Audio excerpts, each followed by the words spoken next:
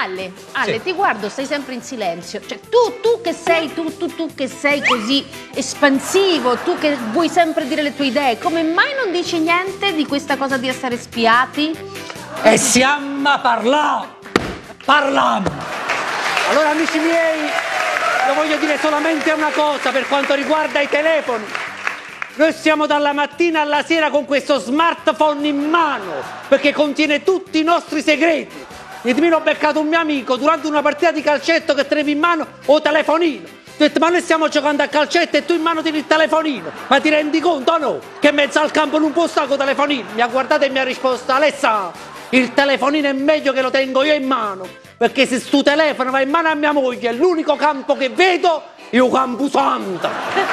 E allora, amici miei, non solo ci possono spiare i nostri amici, i nostri parenti, le nostre persone che ci amano, ma ci possono spiare anche all'interno del telefono. Ho fatto io la prova, ho preso il telefono mio, era spento, mi sono avvicinato ed ho detto a chi mi spia dico ma va fangu.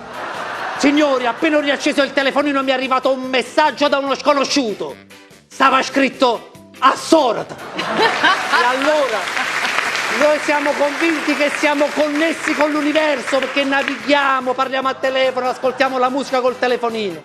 Ma voglio dire semplicemente una cosa. Signori, noi non abbiamo il mondo nelle mani, siamo noi nelle mani del mondo. E se ha già parlato, ha già parlato. Che c'è? Cosa c'è? Che c'hai? Vani, Che agita? Che è? vai avanti tu. Perché? Non trovo telefono!